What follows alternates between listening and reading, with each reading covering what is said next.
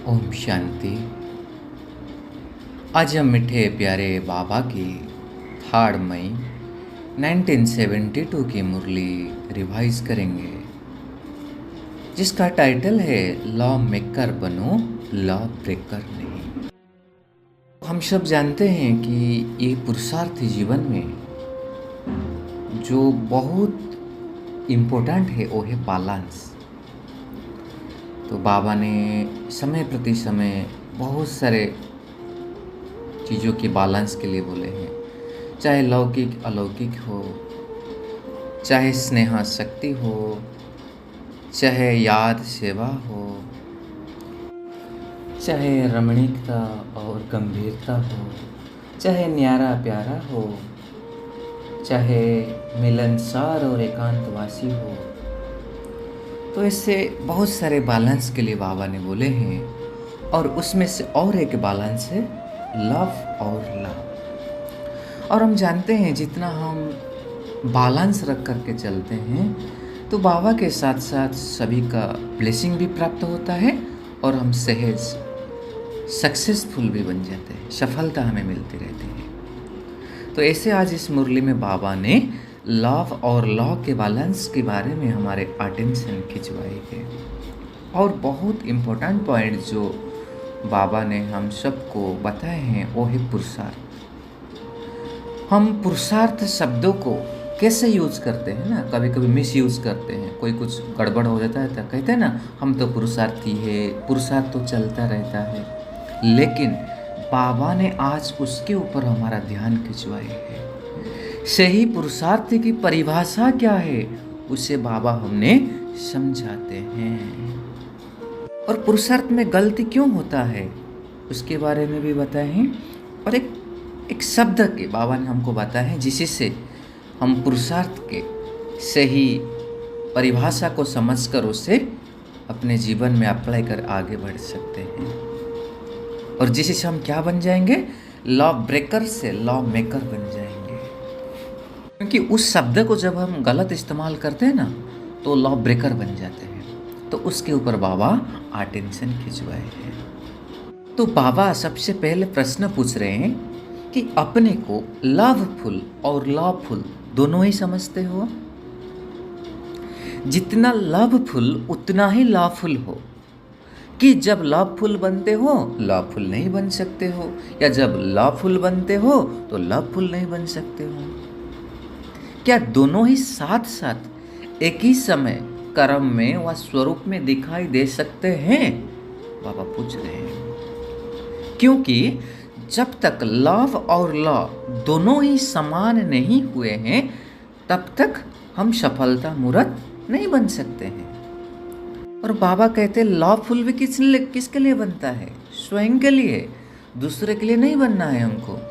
अभी last Sunday की मुरली थी ना, बाबा ने बोले थे बच्चे अपने लिए वकील बन जाते हैं। बाबा का ऐसे मत करो, अपने लिए लॉफुल बनो। जैसे बाबा ने बोले ना अपने लिए जज बनो, तो इसीलिए ना अपने लिए ही लॉफुल बनो, ना कि सिर्फ दूसरे के लिए लॉफुल बनना पड़ता है। नहीं, जो स्वयं प्रति लॉफुल बनता है ना वही दूसरे के प्रति ऑटोमेटिकल लॉफुल बन सकता है। और जो स्वयं प्रति कोई भी लॉ को ब्रेक करता है वह दूसरे के ऊपर लॉ चला नहीं सकता है ना। बहुत सूक्ष्म चेकिंग की पॉइंट है, क्योंकि जब कोई नियम धारणाओं का बात आती है ना हमारे ऊपर लागू होती है, हम उसको कोई ना कोई बहाना दिखा के ब्रेक कर देते हैं और दूसरे को कहते हैं तुम वो करो। बाबा कहते ऐसे नहीं होना चाहिए। बाबा ने बोले कि अपने आप से पूछो कि मैं अपने प्रति व अन्य आत्माओं के प्रति लॉफुल बना हूँ? सवेरे से लेकर रात तक मनसा स्वरूप में अथवा कर्म में अथवा संपर्क में अपने प्रति व संपर्क व एक दो के सहयोग देने में व सेवा में मैं कहाँ भी किसी प्रकार का लॉ ब्रेक तो नहीं किया हूँ? बाबा ने चेकिंग के लिए पूछ रहे हैं। चेक करेंगे तभी तो चेंज करेंगे ना। क्योंकि बाबा कहते हैं ना जो लॉ ब्रेकर होगा वो नई दुनिया का मेकर नहीं बन सकेगा, वो peace maker new world maker भी नहीं बन सकेगा। इसलिए बाबा कहे स्वयं को चेक करो कि मैं ऐसे new world maker, peace maker व लॉ मेकर हूँ या लॉ ब्रेकर हूँ। बाबा कहे जो स्वयं लॉ मेकर है वही अगर लॉ को ब्रेक करता है तो क्या ऐसे को लॉ मेकर कहा जा सकता है? तो बहुत अटेंशन देकर हमें चेक करना है ना। हो जाता है ना कभी कभी हम छोटे छोटे जो ब्रेक लॉ को कर लेते हैं, बहुत अटेंशन देना है। बाबा कह रहे हैं अगर ईश्वरीय लॉज या कायदे जो नियम कानून है ना वो तो सभी स्पष्ट जान गए हो ना, या अभी जानने के बाकी है? तो जानने का अर्थ क्या होता है? जानना अर्थात चलना। जानने के बाद होता है मानना, और मानने के बाद फिर चलना होता है ना। इसलिए बाबा कहे कि अमृत बेले से लेकर जो भी दिनचर्या है ना वह सभी ईश्वरीय लॉस के प्रमाण बिता रहे हैं, या इसमें कुछ परसेंटेज है? बाबा ने पुनः चेकिंग के लिए बोल रहे हैं। जानने में परसेंटेज है? अगर जानने में परसेंटेज नहीं है और जानकर चलने में परसेंटेज है तो उसको क्या जानना कहेंगे? यथार्थ रूप से नहीं जाना है तब तो चल नहीं पाते हो। वह जान गए हैं बाकी चल नहीं पाते हो, क्या कहेंगे? अब आप पूछ रहे क्योंकि अगर हम कोई चीज़ को महत्व को अच्छे से जान गए ना तो बाबा कहते चलने में मुश्किल नहीं होना चाहिए।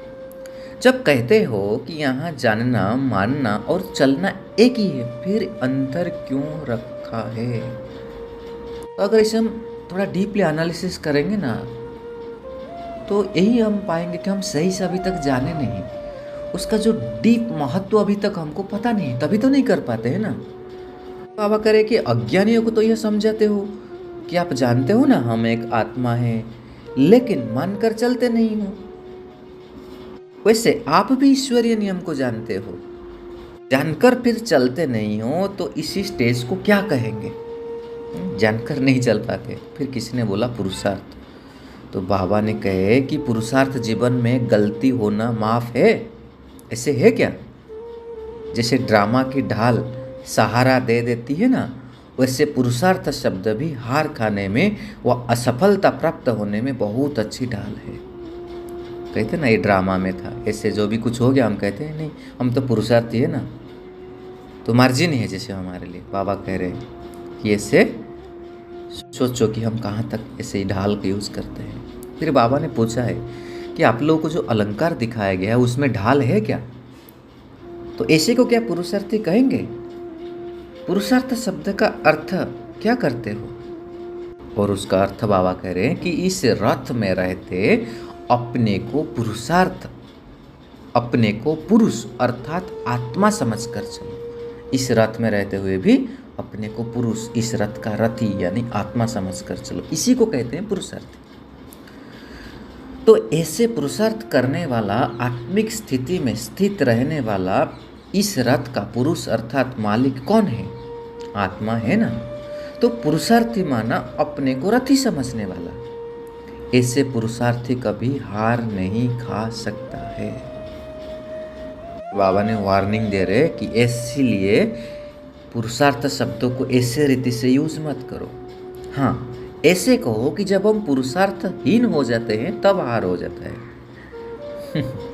अगर पुरुषार्थ में ठीक लगा हुआ है तो हार नहीं हो सकती है।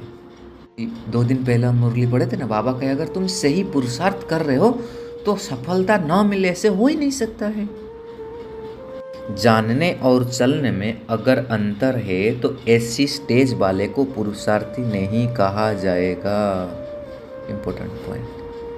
पुरुषार्थी सदैव मंजिल को सामने रखते हुए चलते हैं, वो कभी रुकते नहीं है। बीच बीच में मार्ग में जो सीन आती है ना उनको देखने लगते हैं लेकिन रुकते नहीं हैं। देखते हो वह देखते हुए नहीं देखते हो। अब आप पूछ रहे हैं जो भी बातें सामने आती है ना उनको यदि देखकर रुकते हो तो ऐसी अवस्था में चलने वालों को पुरुषार्थी नहीं कहा जाता है। तो जो भी कुछ आता है हम देखते हैं ना, देख करके रुक जाते हैं, हमारे पुरुषार्थ की स्पीड कम हो जाता है। बाबा कहते ऐसे पुरुषार्थी को पुरुषार्थी नहीं कहेंगे। पुरुषार्थी कभी हिम्मत और उल्लास को छोड़ते नहीं हैं। हिम्मत और उल्लास सदा साथ है तो सदा विजयी है। हिम्मतहीन जब बनते हैं अथवा उल्लास के बजाय किसी न किसी प्रकार का आलस्य जब आता है तब ही हार होती है। इसके ऊपर बाबा कुछ दिन पहले कितना सुंदर मुरली चलाए थे कि आलस्य ही हमें कैसे हार खिलाती है। और छोटी सी गलती करने से लॉफुल बनने के बजाय स्वयं ही लॉ मेकर होते हुए लॉ को ब्रेक करने वाले बन जाते हैं। फिर बाबा ने कहते हैं वो छोटी सी गलती कौन है? एक शब्द है और उसमें एक मात्रा का भी अंतर है। तो बाबा पूछ रहे हैं वह क्या है कि शिव के बजाय जब सब को देखते हो, शिव और सब एक मात्रा का ही तो फर्क है ना। तो बाबा कह रहे जब सबको देखते हो ना तो शिव को भूल जाते हो। शिव शब्द बदल कर विष बन जाता है। इतना सुंदर बताया। जब सबको देखते हैं तो शिव बदल कर सब विष बन जाता है। तो विष विकारों का विष है। एक मात्रा के अंतर से उल्टा बन जाने से विष भर जाता है। उसका फिर परिणाम भी ऐसे ही निकलता है। उल्टे हो गए हो तो परिणाम भी जरूर उल्टा ही तो निकलेगा ना। इसीलिए बाबा कह रहे हैं कभी भी सबको ना देख, अर्थात इस देह को ना देखो। इनको देखने से अथवा शरीर के भान में रहने से लॉ ब्रेक हो जाता है। अगर इस लॉ में अपने आप को सदा कायम रखो कि सबको नहीं देखना है, अंडरलाइन करना है हमें, कभी भी सबको यानी शरीर को नहीं देखना है, शिव को देखना है, तो कभी भी कोई बात में हार नहीं खाएंगे। माया बार नहीं कर पाएगी। जब माया बार करती है ना तब हार हो जाती है। अगर माया बार ही नहीं करेगी तो हार कैसी होगी? तो अपने आप को पाप के ऊपर हर संकल्प में बलिहारी बनाओ तो कब हार नहीं होगी। बाबा ने कहा ना बाबा के ऊपर बलिहार जाओ तो विल पावर आएगा और माया से कभी हार नहीं होगी। संकल्प से भी अगर बाप के ऊपर बलिहारी नहीं हो तो संकल्प कर्म में आकर हार खिला देते हैं। इंपॉर्टेंट, अगर संकल्प में भी हम बलिहार नहीं गए तो संकल्प फिर कर्म का रूप ले लेता है और हमें हार खिला देता है। इसलिए बाबा कहे अगर लॉ मेकर अपने को समझते हो तो कभी भी इस लॉ को ब्रेक नहीं करना। क्या याद रखेंगे? हम लॉ मेकर है तो कैसे ब्रेक करेंगे? तो ये था इसका फर्स्ट पार्ट। हम उसका सेकंड पार्ट कल डिस्कस करेंगे और सारा दिन यही स्वमान में रहेंगे कि मैं लॉ मेकर हूँ। तो कहाँ कहाँ मेरे से लॉ ब्रेक होती है?